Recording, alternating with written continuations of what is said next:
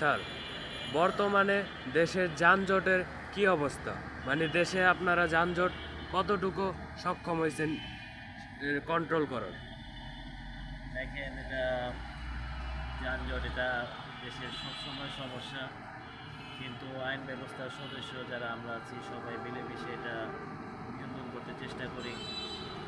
তাছাড়াও দেশে বর্তমানে যে অবস্থা, ঝুলন্ত অবস্থা, তার মধ্যে আমাদের কষ্ট আরও বেশি। জনগণ অনেক সময় ঠিকভাবে আইন মানতে চায় না।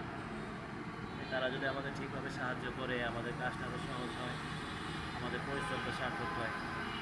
তবু আমরা হার না পাই না, জনগণের কাছে এটাই চাই তারা যাতে আমাদের আইনটা মানে, আমাদের কথা শুনে, তাদের ভালোর জন্য আমরা কাজ করি, তারা যাতে আমাদের সাহায্য করে। এবং আমাদের ডিপার্টমেন্টও আমাদের প্রচুর পরিমাণে সাহায্য করে। দেশের জন্য আমরা কাজ করে থাকি। বর্তমানে দেখতেছেন আমরা ঢাকা শহরের একটা ওভারব্রিজের মধ্যে আছি, সেখানে এখন রাত সম্ভবত 10:30টার কাছাকাছি বাজে। আমি মোহাম্মদ সুমন এখানে আছি ডিউটিরত অবস্থায়, আমার সাথে আরও লোক আছে। তো চেষ্টা করব আগামী দিনেও দেশকে এইভাবে সুরক্ষা দিতে।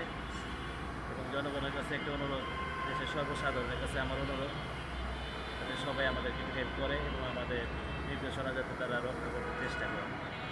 ধন্যবাদ। ধন্যবাদ স্যার, অনেক ধন্যবাদ বলার জন্য।